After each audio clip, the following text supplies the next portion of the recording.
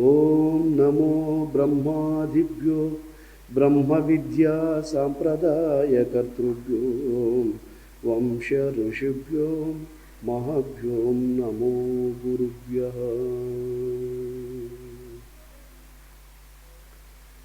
కృష్ణ వాసుదేవ కేశవ పరమాత్మా అప్రమేయ వరద హరిముకుంద మిమ్ము చూడగంటి మీ కృపగనుగుంటి అఖిల సౌఖ్య పదములందుకుంటి.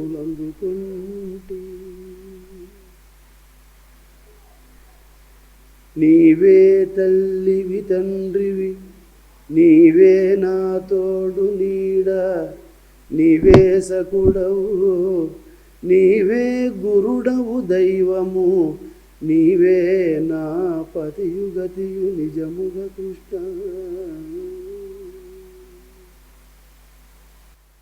సర్వలోక పూజ్యుడైనటువంటి జగద్గురువగు శ్రీ కేశవానంద యోగిచంద్రుల పాదపద్మములకు శిరస్సాష్టాంగ నమస్సుమాంజలి.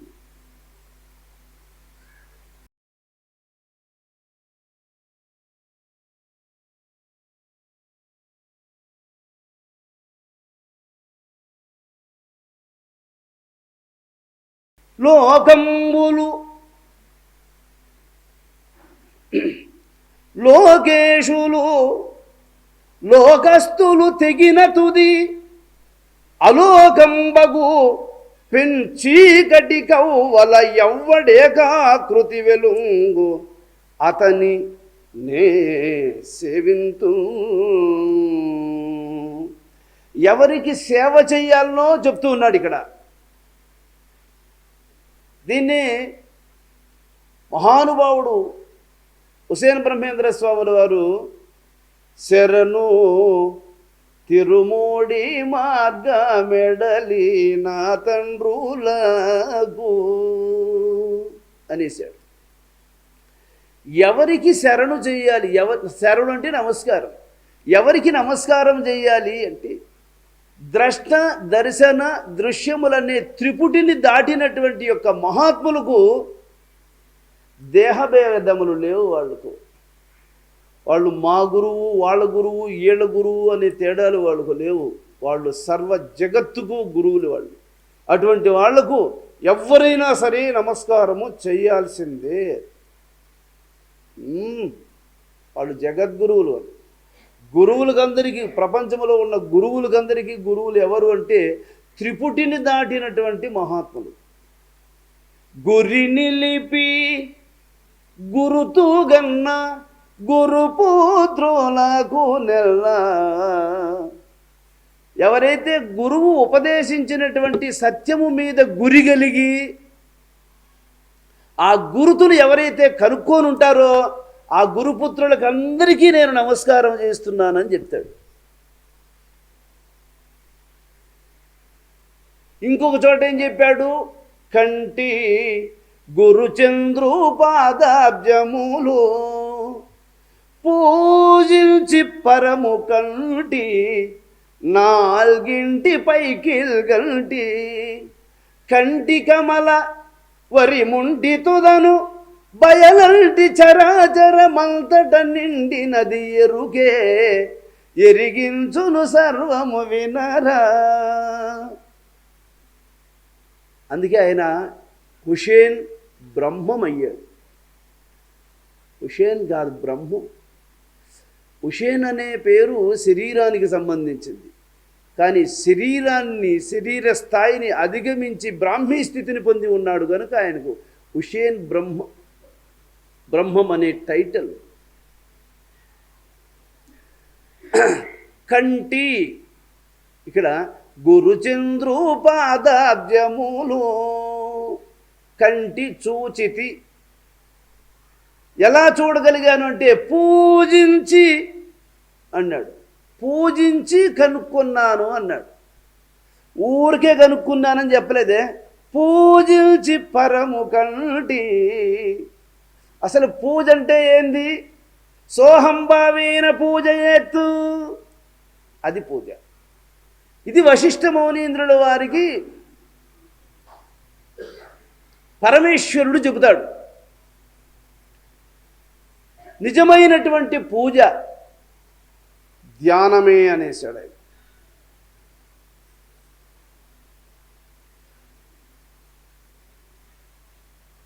హుషేన్ బ్రహ్మం గారు అలా పూజించి చంద్రయోగిని కనుక్కున్నాను అన్నాడు ఆయన. పూజించి పరము కంటి, ఇది ఉపనిషత్ వాక్యాన్ని తీసుకున్నాడు చూడండి. ఇక్కడ పూజ అంటే ఏంది, పూజించి అన్నాడు కదా హుషేన్ బ్రహ్మం గారు. హుషేన్ బ్రహ్మం గారు పూజించనే పాయింట్ని తీసుకున్నాడు. అంటే పూజ అంటే ఏంది అనేది మనకు ఒక ప్రామాణికమైనటువంటి ఆన్సర్ కావాలి కదా. వెంటనే పరమేశ్వరుడు పార్వతీ సమేతుడయ్యి వస్తూ ఉన్నాడట. ఆ రజితాద్రి అనే వెండికొండ మీద వస్తూ ఉంటే ఆ పర్వతం మీద కూర్చొని ధ్యానం చేస్తూ ఉన్నాడు వశిష్ఠుడు గారు.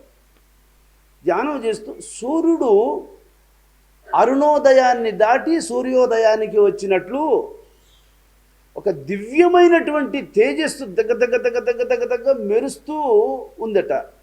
ఇంత తేజస్సు, అసలు ఇది సూర్యచంద్రుల నుంచి వచ్చే ప్రకాశం కాదే, ఇది ఏమై ఉండొచ్చు అని చెప్పి ఆసనంలో నుంచి లేచి నిలబడుకున్నాడట. నిలబడుకుంటే పార్వతీ సమేతుడై పరమేశ్వరుడు వస్తున్నాడు. వాళ్ళు పులకరిస్తుంది అట్లాగే. ఆ వస్తూ ఉంటే ఆ పరమేశ్వరునికి ఎదురుగా వెళ్ళి దోషుల నిండుకు పుష్పాలు ఎత్తుకొని సమీపానికి పోవడానికి సమయం పడుతుందని ఆ పుష్పాలను అలా అలా స్వామివారికి అలా పాదముల మీద వేసి సాష్టాంగ నమస్కారం చేసుకుంటే, వశిష్ఠ మౌనీంద్ర, నీ సత్యనిష్టకు సంతోషించి నిన్ను చూడాలనే వచ్చినాను నాయన అన్నాడు ఈశ్వరుడు. చూడండి, అదండి సాధకునికి కావాల్సింది. భగవంతుడు సంతోషించి వీనికి దర్శనం ఇవ్వాలి అని ఆయనే రావాలా. అందువల్ల స్వర్గలోకానికి వెళ్ళిన వాళ్ళు, దాన ధర్మములు చేసిన వాళ్ళు, యజ్ఞయాగాదులు చేసినటువంటి వాళ్ళు, క్రతువులు చేసినటువంటి వాళ్ళు, వ్రతాలు అనుసరించిన వాళ్ళు, ఇలాంటి వాళ్ళు స్వర్గానికి పోతారు. ఈ చేసిన పుణ్యమంతా అక్కడ అనుభవిస్తారు, మళ్ళీ తిరిగి భూమి మీదకి వస్తారు. కానీ ఏ ప్రతిఫలాన్ని వాంఛించకుండా ఈశ్వరుని ఉపాసించిన వారు మాత్రం వైకుంఠాన్ని చేరుకుంటారు, తిరిగి రాని పదవి. ఇది లోకంబులు లోకేశులు లోకస్తులు తెగిన తుది అలోకం బగు పెంచి గడ్డి కవ్వల ఎవ్వడే కాకృతి వెలుంగు అతనిన్నే సేవింతు. ప్రతి పదం కాడ మా గురుదేవులు వారు గుర్తొస్తారు. ప్రహ్లాద చరిత్ర చదువుతూ ఉన్నారు. బాలగురునాథం పెళ్ళ సుభదాస యోగీంద్రుల వారికి శిష్యుడు.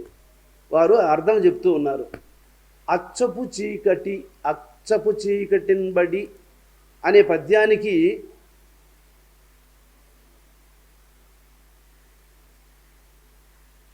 చీకటి దట్టంగా ఉన్నప్పుడు, మేఘావృతమయ్యి నక్షత్రములు కూడా కానరాకుండా ఉన్నప్పుడు, అమావాస్య చంద్రుడు లేనప్పుడు, చంద్రుడు లేని సమయములో, నక్షత్రములు కూడా కానరాకుండా మేఘావృతమయ్యి ఉన్నప్పుడు, అర్ధరాత్రి సమయములో అరణ్యముల్లో ఆ గుబురుగా ఉన్నటువంటి చెట్ల మధ్యలో చీకటి ఎట్లా ఉంటుంది అంటే, అచ్చపు చీకటి అంటే అట్లాంటిది అని బాలగురునాథం విశ్లేషిస్తున్నాడు. దాన్ని స్వామిగారు అచ్చపు చీకటి అంటే అది చీకటి కాదయ్యా, చీకటి ప్రవేశించలేనటువంటి వెలుగది అన్నాడు స్వామిగారు. కాదన్నా అన్నాడు. అవునన్నాడు స్వామిగారు. అది అట్లే బ్యాలెన్స్లో నిలిచిపోయింది స్వామి. అంతటితోనే మళ్ళీ ఏం మాట్లాడుకోవాలి, ఇద్దరు కూడా దాన్ని ఆడికి వదిలేసినారు. కానీ దాన్ని మాత్రం నేను మనసులో పెట్టుకోరున్నదాన్ని.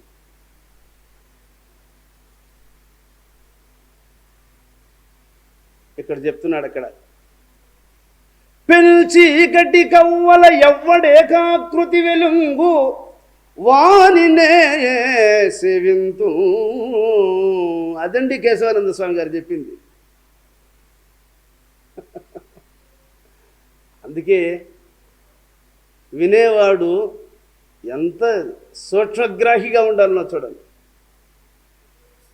అందరూ ఏమనుకుంటారు, అచ్చపు చీకటిన్బడి గృహవ్రతులై చచ్చుచు పుట్టుచున్ చెర్విత చర్వణులైన వారికి చెచ్చర బుట్టునే పరులు చెప్పిననైనా నిజేక్షనైనా ఏమిచ్చిననైనా కానలకు నేగిననైనా హరిప్రబోధముల్ అనుంది పద్యంలో. ఓ అచ్చపు చీకటి అంటే అంధకారబంధురమైనటువంటి చీకటి ఎలాంటిదో అజ్ఞాని యొక్క హృదయం కూడా అలాంటిదై ఉంటుంది. సంసార బంధములో చిక్కుకుని ఉన్నటువంటి వాని మనస్సు ఇలా ఉంటుంది అని చెప్పుకొని పోతూ ఉంటారు తాత్పర్యం. అంతకంటే ఎక్కువ చెప్పడానికి చెప్పేవానికి తెలియదు, ఆ వినేవాళ్ళకి అంతకంటే అర్థం కాదు. అందువల్ల ఇది మహాజ్ఞానులు మహాయోగీశ్వరుడైనటువంటి ఆ సూక్ష్మగ్రాహ్యత కలిగినటువంటి మహాత్ములకు చెప్పాల్సిన మాట ఇది. ఇది అందరికీ చెప్తే అందుకునే మాట కాదు అది. అది గజరాజు ఎంత సూక్ష్మంగా మాట్లాడతాడు చూడండి. మేల్కువలో ఉన్నప్పుడు నువ్వు ఎన్నో ఆలోచనలు వస్తుంటాయి. ఇవన్నీ లోకాలే. ఈ లోకాలన్నీ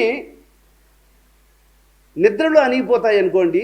నిద్రలో ఈ లోకాలన్నిటినీ సృజించే మనస్సు నిద్రలో అణిగినట్టు ఉంటుంది. కానీ ఏమి మళ్ళా మేలుకోగానే మళ్ళీ పూర్వపు ఆలోచనలన్నీ మళ్ళీ లేస్తూ ఉంటాయి.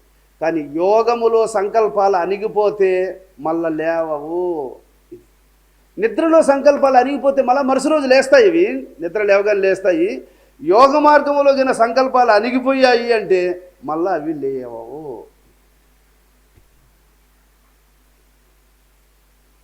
కాబట్టి పెంచీకటి మళ్ళీ గుర్తుకొస్తున్నాయి.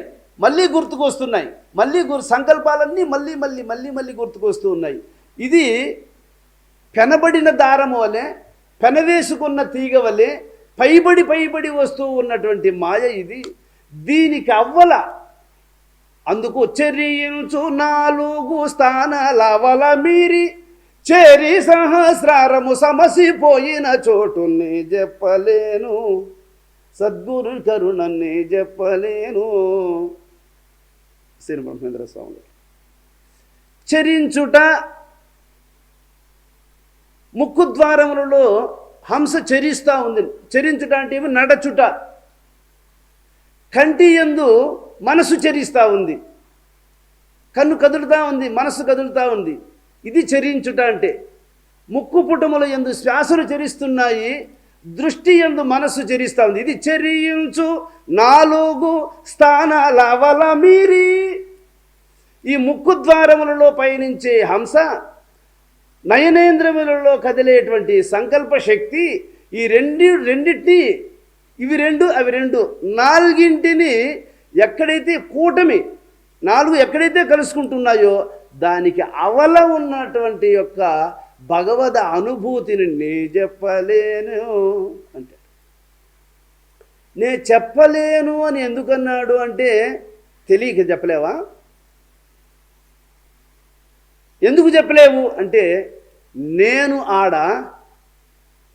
అక్కడ నేననేవాడు లేడు. అక్కడ ఉన్నది బ్రహ్మం ఒక్కటే. రెండో వాడు ఉంటే మాట్లాడాలి. ఒకడే ఉన్నప్పుడు మాట్లాడుకునేదేముంది?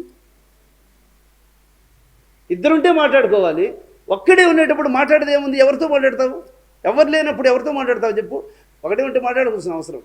అందువల్ల ఆ చెరియించు 4 స్థానముల అవల మీరి చేరి సహస్రారము సమసిపోయిన చోటు, ఆ చోటును నేను చెప్పలేను. అసలు హుసేన్ బ్రహ్మేంద్ర స్వాముల వారి కాదు, ఏ మహాత్ముడు ఆ చోటికి చేరుకుంటే మన మాట్లాడు.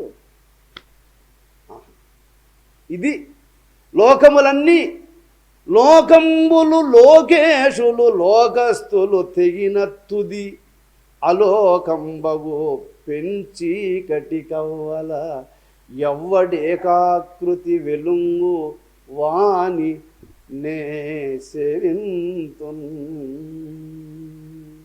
ఇలాంటి దృఢమైనటువంటి సంకల్పాన్ని కలిగి స్మరణ చేయాలి. ఇదండి గురువు ఉపదేశించింది ఇది సత్యమని, అది భగవత్ స్వరూపమని, అది జగన్నాటకాన్ని కొనసాగించడం కోసం భగవంతుడు ధరించిన స్వరూపమని, అది సర్వాకృతులను ధరించుకొని ఉన్న పరమార్థమని,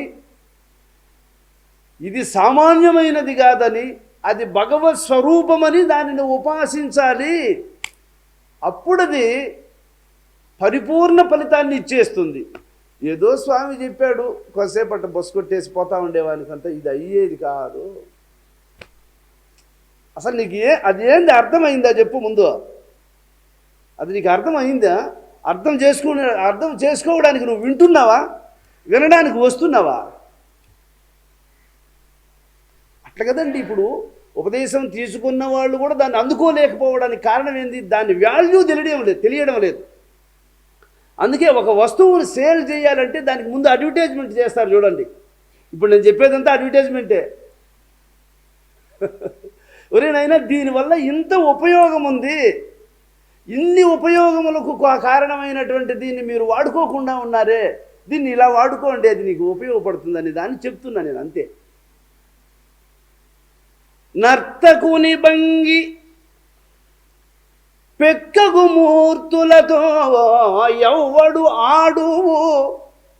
రాత్రి చూసాం కదా మనము, కోలాటం వేసేవాళ్ళు, చెక్క భజనలు వేసేవాళ్ళు, గొడుగులు ఎత్తుకొని ఎగిరేవాళ్ళు అందరినీ చూసాం. మరి అరే ఇందరినీ కనీసం అంటే ఒక్కొక్కడు 50 కిలోలకు తక్కువ ఉండడు. ఒక్కొక్కడు వెయిట్ తూకం వేస్తే కూడా 50, 60, 70 ఉంటారు.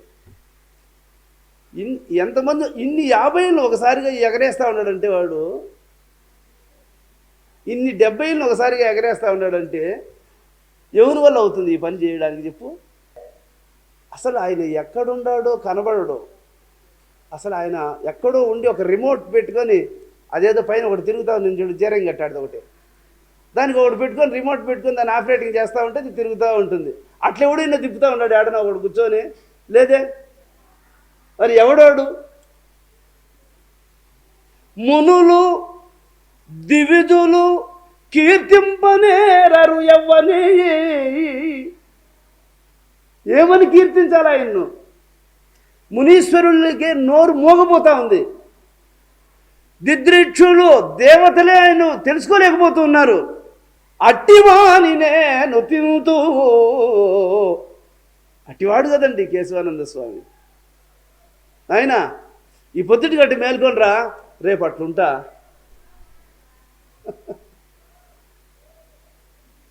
ఈ పొద్దుటి గట్ట మేల్కొని నాయనా, రేపు అట్లుంటానాయన.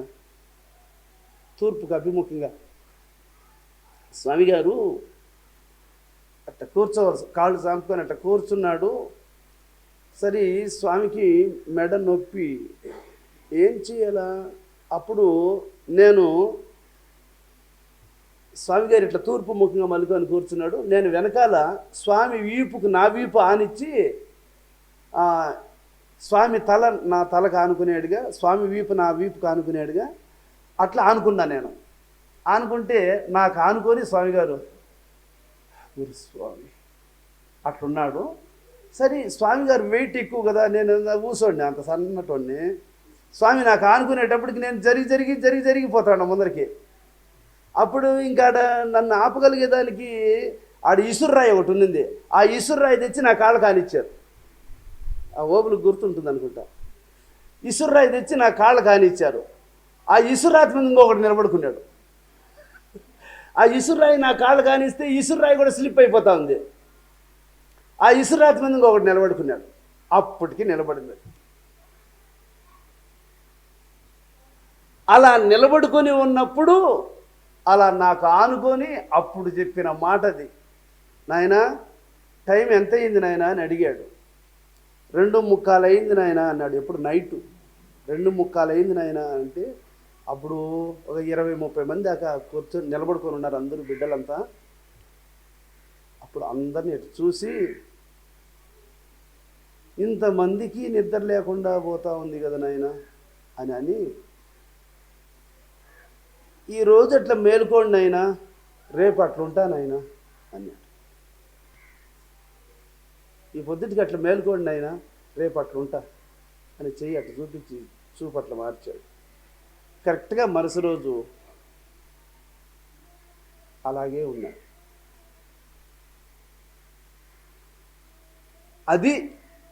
అదిగో అల్లదిగో శ్రీహరివాసము అన్నమాచార్యులు చెప్పింది. అదిగో అట్లుంటాను ఆయన, అది శ్రీహరివాసం.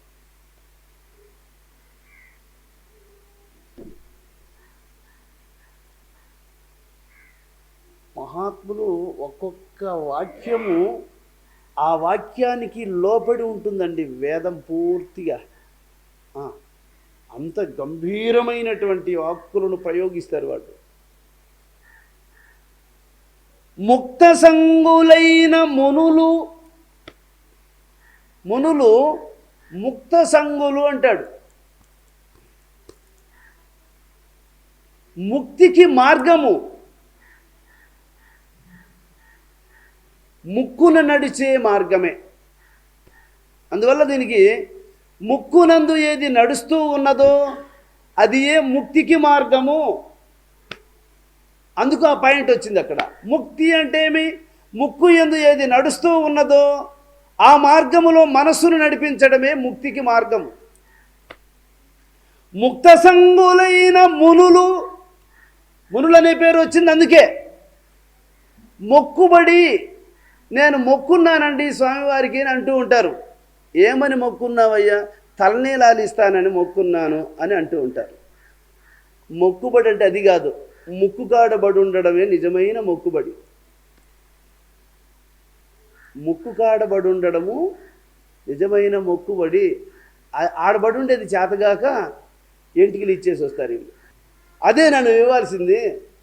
ఎందుకు అవి కూడా నువ్వు ఎందుకు ఇస్తున్నావు అంటే, దేవునికి గన ఎంట్రుకలు ఇస్తే మళ్ళీ మొలసకుండా పోయాడుగా ఉంటే నువ్వు ఎంట్రుకలు కూడా ఇవ్వవు. అవి మళ్ళా మరుసటి రోజు నుంచి మొలుస్తాయి కాబట్టి ఎంట్రుకలైనా ఇస్తూ ఉండవు నువ్వు. గంగమ్మకు పొట్టేలు కొడితే అట్లే గంగమ్మ తినేస్తుంది దాన్ని అనేడుగా ఉంటే ఒకడు కొట్టాడు ఇంకా గంగమ్మకు పొట్టేలు. అసలు మొక్కరు మళ్ళా మేకపోతులు కొడతానమ్మా అని. ఎందుకంటే గంగమ్మ ఇంతకాలము గంగమ్మ పేరు చెప్పి మనం తింటా ఉన్నాము. ఇప్పుడు గంగమ్మ తినమరిగిందిరా, ఇంక మనకేం పులుసు కూడా దక్కలేదు, ఇంక మొక్కడం వేస్ట్ ఇంకా అని మొక్కేదే జాలిచ్చేసి ఉంటారు. దేవుడు ఏం తింటాడు చెప్పు? మనం మన బెక్కు కోసరం మొక్కుతున్నాము తప్ప ఆయన కోసరం మొక్కేవాళ్ళు ఎవ్వరు లేరు. ఆయన కోసరం మొక్కాలనేవాడు ఎవడు అంటే ముక్కుకాడబడి ఉండేవాడు మాత్రమే. తక్కిన మొక్కులన్నీ మొక్కులు కాదు, అవన్నీ బెక్కులు. తక్కిన మొక్కులన్నీ మొక్కులు కాదు, అవన్నీ బెక్కులే. మొక్కులు అనేటువంటిది ఒక్కటే, అది ఒక్కటే. అందువల్ల ముక్త సంగులైన మునులు దిదృక్షులు సర్వభూతహితులు సాధు చిత్తులు. నాయన సాధు అంటే ఎవడురా అనేవాడు స్వామి గారు. సాధు అంటే ఎవడు? గడ్డం పెట్టుకొని ఉండేవాడా? కాషాయ వస్త్రాలు వేసుకొని ఉండేవాడా? నామాలు పెట్టుకొని ఉండేవాడా? ఎవడురా సాధువు? ఎటువంటి సాధువైనా కానీ ఏదో ఒక టైంలో ఏదో ఒక చిన్న పొరపాటు చేసే ఉంటాడు, పొరపాటు మాట్లాడే ఉంటాడు. వాడిని సాధువు అని ఎట్లంటావు? కాబట్టి సాధువు అంటే ఆయన కాదు, పోతా ఉన్నాడు చూడు, ఆయన సాధువు. ఆయన ఎప్పుడు కానీ తన ధర్మాన్ని తాను తప్పని మహానుభావుడు, ఆయన సాధువు. అందువల్ల ఆ మార్గాన్ని అనుసరించేవాడు సాధువు, దాన్ని మరిచిన వాడు అసాధువు. స్వామి గారు చెప్పాడు, మీరు కూడా వినుంటారు అప్పుడప్పుడు. సాధు చిత్తులు, సాధువుల చిత్తము జిత్తులు మాని ఉంటుంది. ఎవని చిత్తము జిత్తులు చేస్తూ ఉంటుందో వాడు సాధువు కాదు అని అర్థం. జిత్తులు మారి స్వభావాలు మనస్సులో చెలరేగుతూ ఉన్నంత వరకు సాధువు కాదు. జిత్ యొక్క స్వభావాలు ఎప్పుడు అణిగిపోతాయో అప్పుడే వాడు సాధువు. అందువల్ల ముక్త సంగులైన మునులు దిదృక్షులు సర్వభూతహితులు సాధుచిత్తులు అసదృశ వ్రతాఢ్యులై కొలుతురెవ్వని దివ్య పదము వాడు దిక్కు నాకు.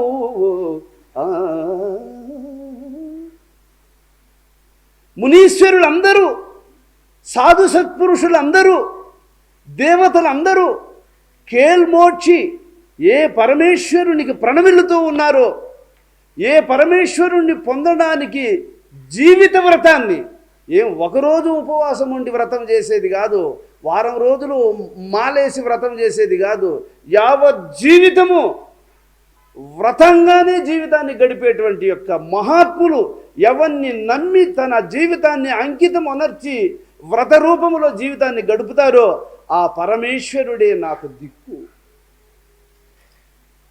నాకెవడు దిక్కు?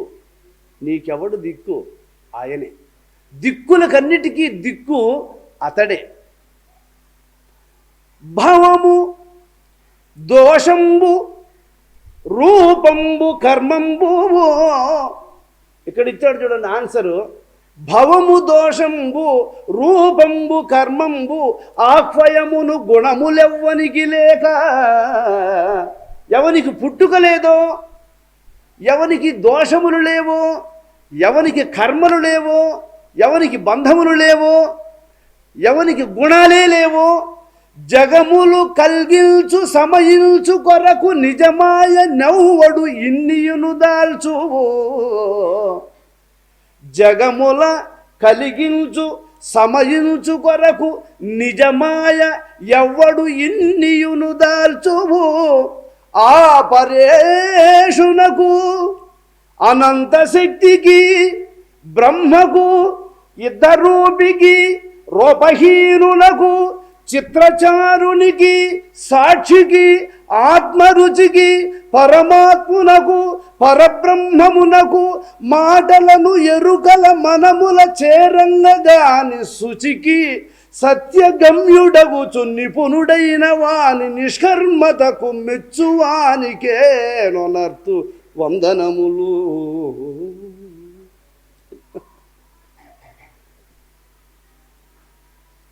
భాగవతం అంటే అది కదా స్వామి.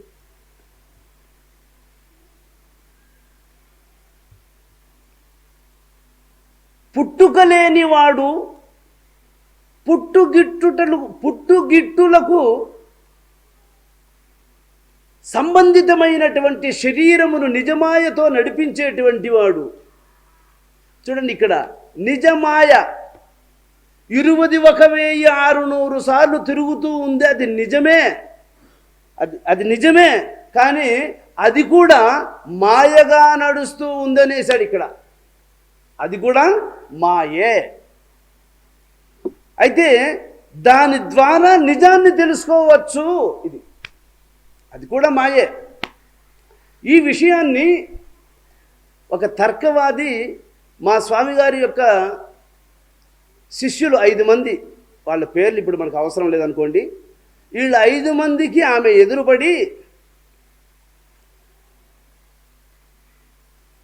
ఆమె ఏం మాట్లాడిందంటే, ఈ స్వామి గారు ఏదైతే చెప్పాడో అది మరణ సమయంలో అది ఆఫ్ అయిపోతా ఉంది కదా, ఆఫ్ అయిపోతా ఉంది కాబట్టి అది కరెక్ట్ అని ఎట్లా అనుకుంటావు, కాబట్టి అది కాదు అని మాట్లాడింది ఆమె. వీళ్ళు ఏమనుకున్నారు సార్, నిజమే కదా, మరణించినప్పుడు శ్వాసలు ఆగిపోతున్నాయి కదా, శ్వాసలు కూడా కాదు కదా, కాబట్టి ఇది కరెక్ట్, ఇంకొకటి ఏదో ఉందిరా అనుకొని వీళ్ళు గమనం వచ్చేసి సరే ఈ విషయాన్ని వచ్చి మరుసటి రోజు పౌర్ణానికి వచ్చారు. పౌర్ణానికి వచ్చి స్వామి గారితో చెప్పాడు. వీళ్ళందరూ కలుసుకొని చెప్పారు. చెప్తే అప్పుడు స్వామి గారు ఒక మాట అన్నాడు, మీకు సాధన బలం ఉంటే సమాధానం వచ్చుండేది, సాధన బలం లేదు కాబట్టి సమాధానం రాలేదు అంతే అన్నాడు స్వామి. ఏం చెప్పాలి, మీకు సాధన బలం ఉంటే సమాధానం వచ్చుండేది, సాధన బలం లేదు కాబట్టి సమాధానం రాలా అనేసాడు స్వామి. మళ్ళీ ఏం మాట్లాడాల. సరే మల్లయ్యన్న కూతురికి కనకవల్లి పెండ్లి, ఆ పెళ్లికి పోయినా నేను కూర్చొని ఉన్నా. ఆ రోజు వచ్చింది ఆమె ఆడికి. సరే ఈ డిస్కషన్ అప్పటికి జరిగి 6 మాసాలు అయింది, అంతకుముందు జరిగింది ఇది. సరే స్వామి గారికి లోపల హారతి ఇచ్చి బయట కుర్చీలో కూర్చొని ఉన్నా. నేను కూర్చొని ఉంటే అప్పుడు వచ్చింది ఆమె వీళ్ళందరితో తర్కవాదం చేసిన ఆమె వచ్చింది. స్వామి నమస్కారం స్వామి అని చెప్పింది. నమస్కారం చేసింది, కూర్చునింది, అక్కడ పాదాల దగ్గర కూర్చునింది. మీ స్వామి చెప్పింది తప్పు అని అన్నావు కదా అబద్ధం, నీకు ఎవడు చెప్పాడు ఇది తప్పని? తప్పైతే ఇప్పుడు నువ్వు ఇక్కడికి వచ్చావు కదా నా దగ్గరకు, నువ్వు వచ్చింది ఆకాశంలోనికి ఎగిరి దిగినావా దారింటి నడిచి వచ్చినావా చెప్పు? ఆడు ఎగిరి దూకినావా నడిచి వచ్చినావా? నడిచి వచ్చిన స్వామి. నడిచి రావడానికి నీకు మార్గం అవసరమా లేదా? అవసరమే స్వామి. అలాంటిదే ఇది. ఒక చోటు నుండి ఇంకొక చోటికి వెళ్ళాలి అంటే ఒక మార్గాన్ని అనుసరించాలా. జీవత్వాన్ని దాటి పరబ్రహ్మత్వాన్ని పొందాలి అంటే ఈ ఉపాసన చెయ్యాలా. కాదని ఎట్లంటావు? కాదు నేను చెప్తున్నా, అది కాదని నేను చెప్తున్నా. అది కాదు, దాని తర్వాత ఇంకొకటి ఉంది, అది నీ తరం అవుతుందా దాన్ని తెలుసుకోవడానికి? అది అట్టే బ్యాలెన్స్ సస్పెండ్లో పెట్టేసిన ఆ మాట సమాధానం చెప్పలే నేను ఇంకా. ఎందుకంటే అది కాదని నువ్వు చెప్పి మాట్లాడినావు కాబట్టి, కాదని వాళ్ళతో వాదించావే కానీ ఆ కానిదేదో అయ్యిందేదో అది నీకు తెలియదు. తెలిసి మాట్లాడలా నువ్వు, తెలియకనే నువ్వు వాళ్ళని ప్రశ్నించినావు కాబట్టి నీకు ఎప్పుడు భగవత్ శరణాగతిని ఎప్పుడు పొందుతావో అప్పుడే నీకు ఇది ఆన్సర్ అందుతుంది. కానీ అంతవరదాకా నీ అహంకారం దానికి అడ్డుగా ఉంటుంది అంతే అని నేను దాన్ని వదిలేసినాను. అది చెప్పలా. అది తాతగారు చెప్పాడు దానికి, చెరియించు 4 స్థానాలు ఆవల మీరి చేరి సహస్రారము సమసిపోయిన చోటు నేను చెప్పలేను. అది దానికి ఆన్సర్. కాబట్టి ఏది రేచక పూరక కుంభకములను మూడింటిని ఏది రిలీజ్ చేస్తూ ఉందో అది హంస కాదు, అది మంత్రం కాదు, అది తంత్రం కాదు, అది మంత్రమే, అది తంత్రమే, అది అన్నీ అయి ఉంది. అన్నియు కాకయుండు వస్తు వెరుగంగదగు భాగవతమునందు. అన్నియు కాకయుండు వస్తు ఎరుగంగదగు భాగవతమునందు. అన్నీ అయి ఉంది, అన్నీ కాకుండా ఉంది, అదేదో అది భాగవతంలో కనపడుతుంది అన్నాడు. కాబట్టి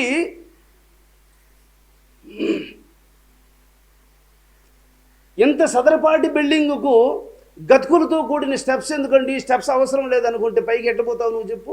స్టెప్స్ ఎలాగా అవసరమో అలాగా పరమహంసోపాసన అలాగా అవసరం. అసలు పరమహంస అంటే దాన్ని తక్కువగా ఆలోచన చేయగాకండి.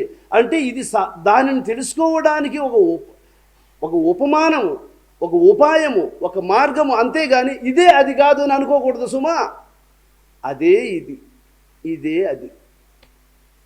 చెట్టే కానీ, చెట్టు కొమ్మలే కానీ, కొమ్మలలో కాసే పూలు పండుతోనే మనకు పని కానీ ఏర్లతో మనకు పండలేదని చెప్పి చెట్టు ఏర్లతో మనకు పనే లేదు. కొమ్మలతో రెమ్మలతో పూత పిందెలతోనే మనకు పని, ఏర్లతో మనకు పండలేదని చెప్పి ఏర్లు నరికేస్తే ఏమవుతుంది చెట్టు చెప్పు? ఏర్లు నరికేస్తే ఏమవుతుంది? మన చెట్టు ఎగురిస్తుందా, పూలు పోస్తుందా? కాబట్టి ఇది మొదటిదే తుదకున్నదన్నా, మొదటి దానిని గనుకుంటే మొదటికే సున్నా, మొదటిదే తుదకున్నదన్నా. ఇదే మొదలు, ఇదే తుద. కాబట్టి ఇదే అది, అదే ఇది అన్నీ అయి ఉంది, అన్నీ అన్నీ కానిదై ఉంది. ఇంత గట్టిగా నొక్కి మాట్లాడడానికి గుండె ధైర్యం. ఈ సృష్టిలో ఎంతమంది మేధావులు యోగీశ్వరులు ఎందరు విన్నా ఒప్పుకోవాల్సిందే, అది సత్యం. అది ఎందుకంటే శాసన వాక్యాలు కదా అవి, తిరుగులేనటువంటి యొక్క శాసనాలు. ఏం చెప్పాడు చూడు, భవము దోషంబు రూపంబు కర్మంబు నాహ్వయమును గుణములు ఎవ్వనికి లేక. ఒరే పుట్టుక లేని వాడెవడు, దోషములు లేని వాడెవడు, స్వరూపము కాని వాడెవడు, ఏ విధమైనటువంటి కర్మబంధములు లేనటువంటి వాడెవడు, గుణరహితుడు నిర్గుణుడెవడు, జగముల కలిగించు సమయించు కొరకునై నిజమాయనెవడు ఇన్నియును దాల్చు. మీకందరికీ కర్మబంధాలను తొలగించాలా, తొలగించాలంటే జన్మం ఇవ్వాలా. జన్మం ఇవ్వాలి అంటే ఆ జీవితాన్ని నడిపించాలా. ఆ జీవితం నడవాలి అంటే నడిపించేవాడు కావాలా. నడిపించేవాడు సామాన్యుడు చాలడు, నేనే ఉండాలా. కాబట్టి నేనే పరమహంస స్వరూపాన్ని ధరించి మీ అందరిలో ఉండి మిమ్మల్ని నడిపిస్తూ ఉంటే నన్ను మర్చిపోయి మీ ఇష్టం వచ్చినట్టు మీరు తిరుగుతారా? దానినే నేను ప్రమాణం చేసి దాన్ని ఉపదేశిస్తే దాన్ని వదిలిపెట్టేసి ఏం చేస్తున్నారు చెప్తున్నాడు. జగముల కలిగించు సమయించు కొరకునై నిజమాయ యౌవడు ఇన్నియును దాల్చు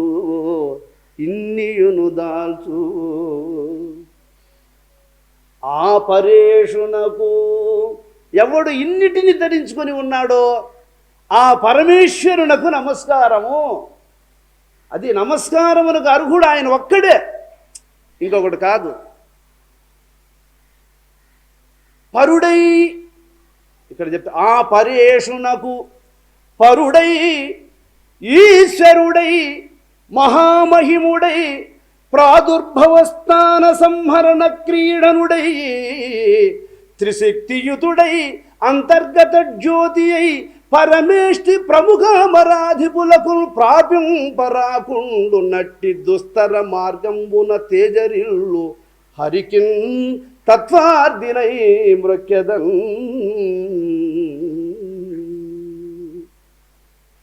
పరుడు, ఈశ్వరుడు, మహామహిముడు, ప్రాదుర్భవస్థాన సంహరణ క్రీడనుడు,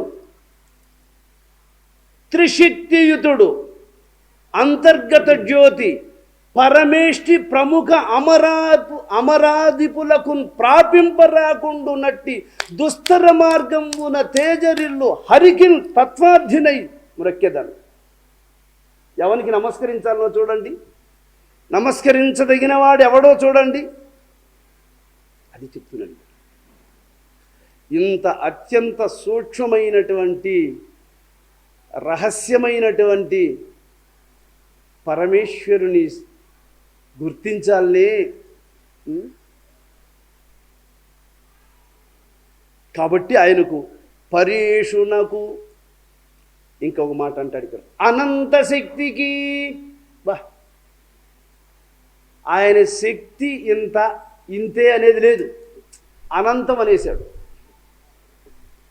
బ్రహ్మ శాశ్వతుడు. బ్రహ్మ అంటే ఏమి? శాశ్వతుడు. కిద్దరూపికి